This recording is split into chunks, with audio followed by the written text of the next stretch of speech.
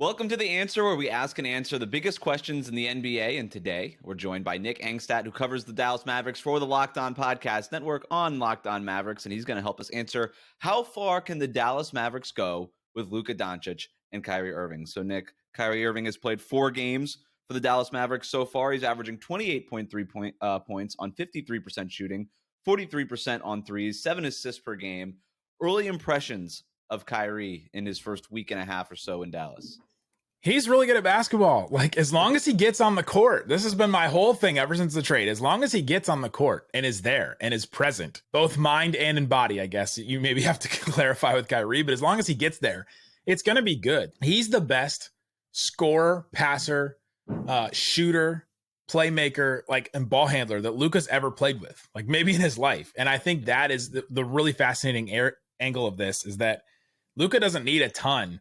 And if you give somebody, you give Kyrie to Luka, he can go pretty far with that, because he just doesn't need a lot to take it to that next level. The thing that I'm really interested to see is Kyrie's the number 1 fourth quarter scorer in the NBA. Luka's the number 1 first quarter scorer in the NBA. And he's really struggled this season in fourth quarters. That hasn't been the case in the past, but this year he's had to carry such an offensive load that he's just gassed by fourth quarter. So I'm really fascinated to see how Kyrie, much like the Minnesota game recently, he goes on 26-point run at the end of that game to bring the Mavericks all the way back. The Mavs usually lose that game by 20, 25. But with Kyrie, you're in a game. And so to be in more games than not is exciting. And that's what happens when you have 2 stars. Yeah, the Mavericks are 3-3 since the trade. They're 2-2 in Kyrie's games. Kyrie and Luka have only played 2 games together. They played against the Sacramento Kings and then the one you just mentioned against the Timberwolves.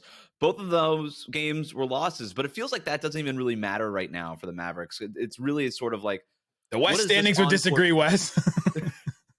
But it feels like the overwhelming story, I should put it that way, is how do those two mesh on the court, right? Because it does feel like it somehow felt like even in that Minnesota game that was almost a win for Dallas, considering everything you just said. Usually they lose that game by double digits, but Kyrie being able to go nuclear in that fourth quarter, it almost felt like a win. You almost felt encouraged coming off of that one. We saw at the end of both of these games, the game against the Kings, game against the Timberwolves, both playoff teams in the West, that first game came down to the final possession. Luka got a shot. He took a contested 3 and didn't pass it to Kyrie, even though Kyrie had been hot in the fourth quarter. Then second game against the Timberwolves, you see Luka and Kyrie kind of pass the ball back and forth to each other. And okay, you go. No, you go. I want to give you the shot. I want to give you the shot.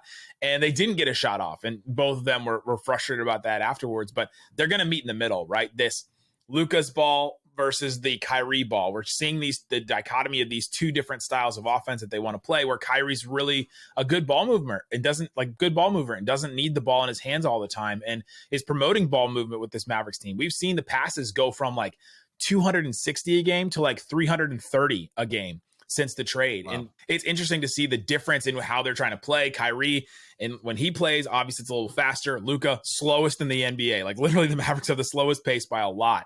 And so I thought those 2 final plays against the Kings and against Minnesota really showed the difference between that. They're going to meet in the middle at some point. It's just going to take a little bit of adjusting to get them there. That's the thing I'm looking forward to watching the most, is just how they play off of each other.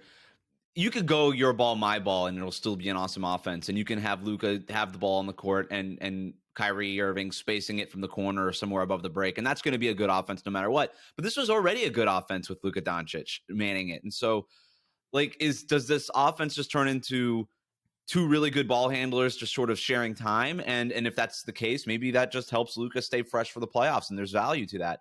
But I'm really interested to see how they learn to play off of each other. But Kyrie has brought in some ball movement. The Mavericks have tried to implement that. We've seen a lot of the Mavericks role players really perk up because of hey, I could get the ball a little bit more often. And I think that's a positive thing for the Mavericks. We've seen a few times Luka setting a screen for Kyrie, and that really excites me to see Luka become a roller, or to pop and to make a play and all that. And so, that's an interesting thing that I think we could see from them a lot more. Yeah, we got to see more of them doing the pick and roll stuff, but that stuff's hard. A lot of people think it's just set a screen, just do that. Setting screens is hard. It's sort of an art form, and so Luka's never really had to do that, right? Like you said before, this is the first, this is the biggest star, the most talented player he's ever had to play with, and he's always had the ball in his hands before. Kyrie Irving is he's a willing screener, but at his size, you just can't really be a good screener, but his gravity is really helpful, and so I am interested to see them run more pick and roll together. In terms of their personalities, how have you seen them sort of mesh? What do you think about their personality fits? Luka and Kyrie are the same age that LeBron and Kyrie were in 2016 when they went and won the title. LeBron was 31 that year. Kyrie was 23. This year, Luka is about to turn 24, but he's 23, and Kyrie is about to turn 31. Like, they're the same difference. Is that a coincidence, or is that one of Kyrie's Illuminati conspiracies? It's fascinating to think about, okay, the dynamic between the two, because we used to look at like, oh, LeBron, this older brother, all that. And now Kyrie is the older brother to a guy in Luka, and Luka is the better player between the two. But to see that dichotomy, I think is really interesting between the two of them, to see that similarity.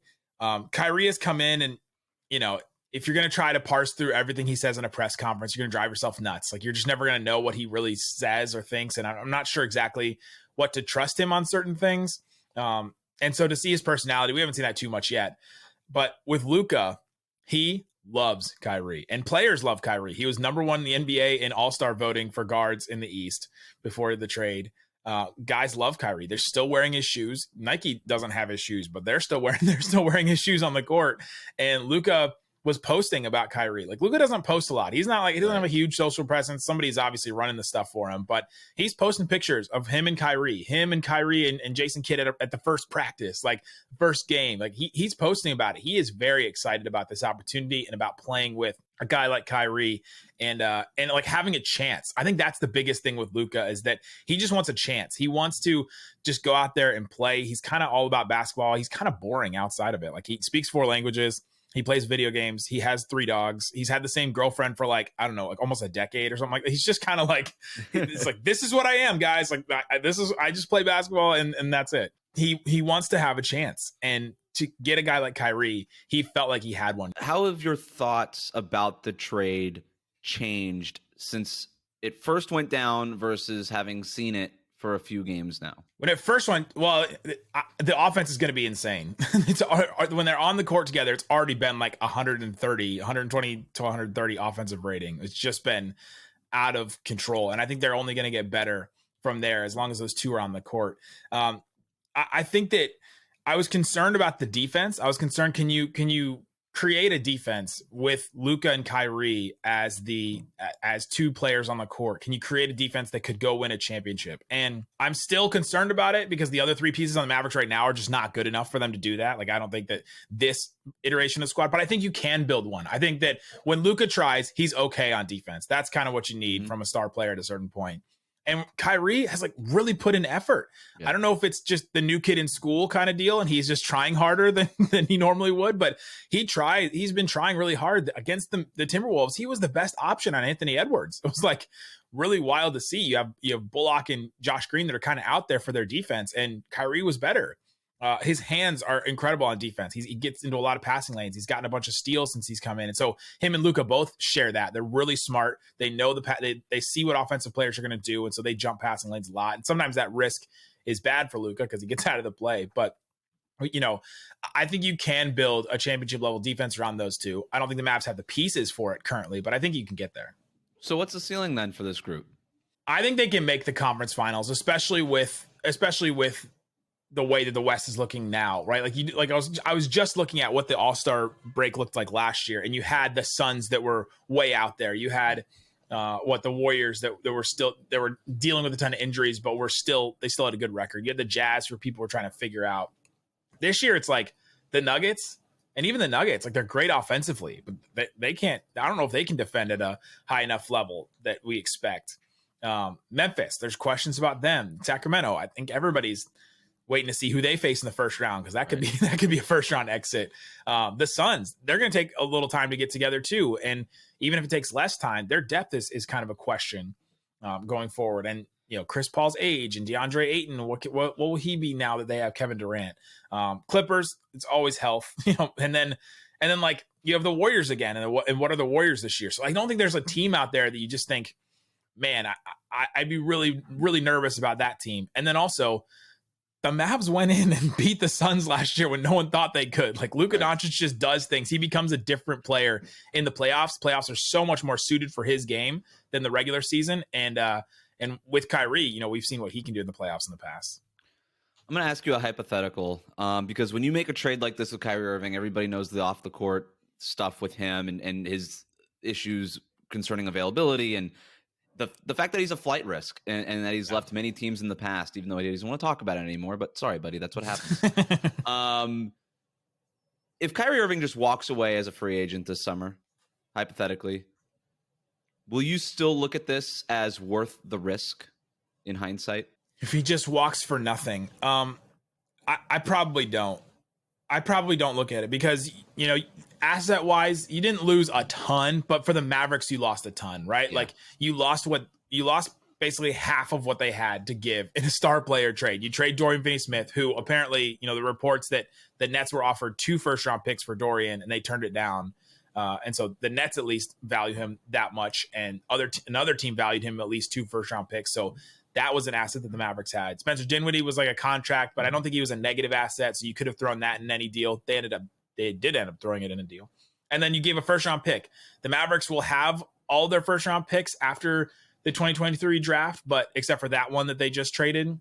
And so they could have had, you know, a bigger package this offseason to give to teams. But there's a lot of teams that are building up these packages, right? You even look at some of these teams like the Jazz that have tons of picks, the Thunder have tons of picks, the Nets now all of a sudden have tons of assets and tons of picks that they can trade. And so I don't know if the Mavs are beating any package. So, you know, Nico Harrison, the Mavs GM, decided we've got to go for something. And we don't know that there's going to be a guaranteed star this summer to go for. And so we got to go for it when it's available. And especially if it's going to come at a discount rate for a guy that I know very well, Nico Harrison speaking, like that I know. I've known him since he was 17. I've known him since the AAU circuit because I was Kobe's Nike guy. I came in and I helped bring in Kyrie to Nike and all that. Like he knows his family. He's been around him. And I think that's something that Sean Marks and the Nets didn't necessarily have. Probably the Celtics probably didn't have that.